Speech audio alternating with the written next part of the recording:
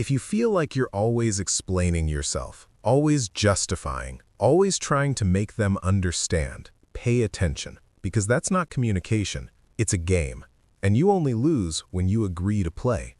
Manipulative people rarely come at you head-on. They wear you down. They cross one small line, then another, and when you finally respond, they make it seem like the problem is your tone, your sensitivity, your way of speaking. Suddenly, you're not protecting your peace, you're defending your right to have peace.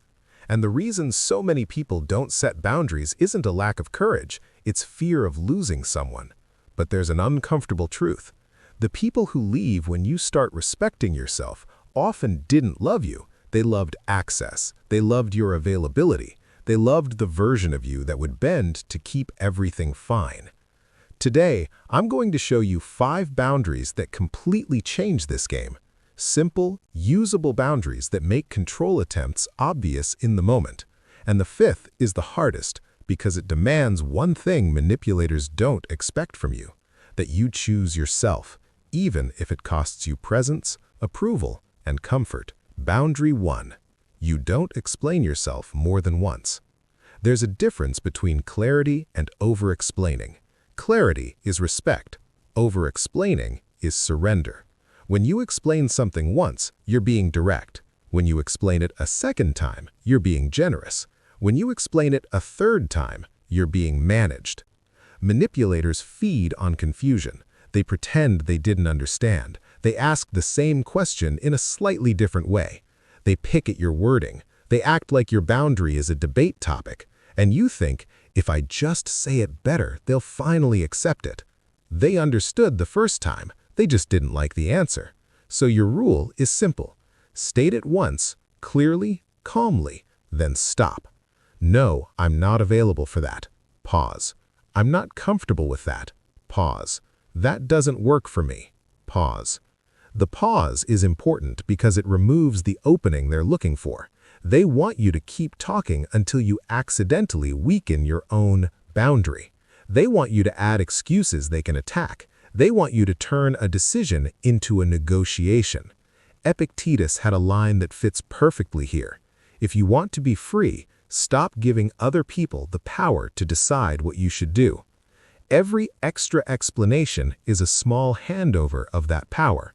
And here's the trap. Once someone learns you'll repeat yourself endlessly, they'll keep pushing until you crack. But when they learn your words don't come with endless follow-up, they either adapt or disappear. Boundary 2. You don't accept apologies without change. Some people apologize to reset the situation, not to repair it. They say, "I'm sorry," quickly. They say it often, and then nothing changes. Same disrespect, same pattern, same outcome. The apology becomes a tool, not a truth, a way to keep access to you without paying the price of growth. A real apology has a practical upgrade, different actions, different patterns, different behavior. If the apology is real, it shows up in consistency. If it's manipulation, it shows up in repetition. So your boundary becomes this: you don't forgive repetition, you forgive improvement. You can even say it plainly, "I hear your apology. What I need now is change." And notice what happens when you do that. A healthy person might feel uncomfortable, but they'll respect it. A manipulative person will try to make you feel cruel for asking. They'll call you unforgiving. They'll act like accountability is an attack. That reaction tells you everything.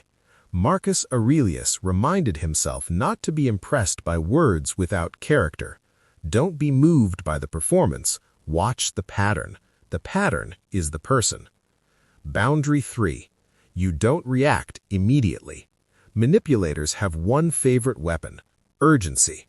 They want you emotional. They want you rushed. They want you answering under pressure because pressured decisions usually benefit them. They provoke you, accuse you, guilt you, then demand a response right now. So here's one of the strongest boundaries you can set. You pause before responding. That pause breaks the emotional spell. It gives your nervous system time to settle.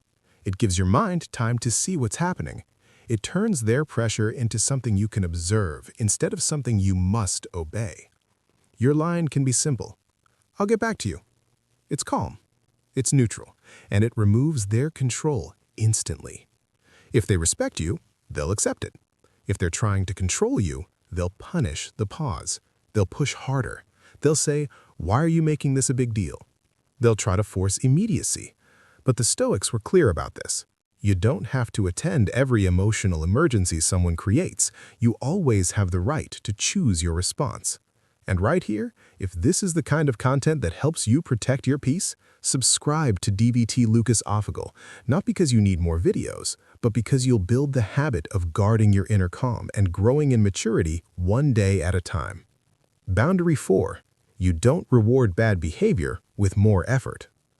This is the slow trap that drains good people for years. When someone pulls away, you chase. When someone gives less, you give more. When someone withdraws affection, you try harder. But effort should be matched, not chased. Manipulators often reduce their effort on purpose, not because they're overwhelmed, but because they're testing you. They want to see how much you'll tolerate, how desperate you'll become, how quickly you'll abandon your own needs to keep them comfortable. So your new rule is simple. When they give less, you don't give more. You match. If they step back, you don't sprint forward. You stand still. If they communicate vaguely, you don't write paragraphs. You stay clear and brief. If they show up inconsistently, you stop building your life around their randomness. Because every time you reward disrespect with extra effort, you teach them a dangerous lesson, that disrespect works. And here's the hard part. Matching effort doesn't mean becoming cold. It means becoming honest. Honest about what the connection truly is, not what you wish it would be. Boundary 5. You don't stay where you're not valued. This is the ultimate boundary and the one manipulators fear the most. Manipulators thrive on one belief, that you won't leave, that you're too loyal, too patient, too forgiving, too hopeful, that you'll keep tolerating crumbs because you remember the moments when it felt good. But the moment you become willing to walk away, their control evaporates. Not out of anger, out of self-respect. Leaving isn't losing, leaving is choosing. You choose peace over chaos, respect over crumbs, self-worth over emotional debt. And once someone realizes you don't remain in places where you're undervalued, the games stop. Because the game only works when you're trapped by your own hope. Seneca warned about this in his own way. If you keep returning to what harms you, you're not being kind, you're being careless with your life. Your time and peace are not endless resources. So, let this be your standard. You can love people and still leave situations that damage you. You can forgive and still create distance. You can be compassionate and still be unavailable to disrespect. People who manipulate you don't fear your kindness, they fear your boundaries.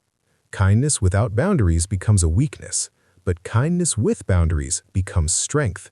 It becomes power. It becomes self-respect. So remember these 5. You don't explain yourself more than once. You don't accept apologies without change. You don't react immediately. You don't reward bad behavior with more effort. And you don't stay where you're not valued. You're not becoming cold, you're becoming clear. And clarity is the end of manipulation. If you want, comment the word clear so I know you're choosing self-respect over guilt, and subscribe to DVT Lucas Offigal. Because the more you build the habit of protecting your inner peace and growing in maturity, the harder it becomes for anyone to pull you out of yourself.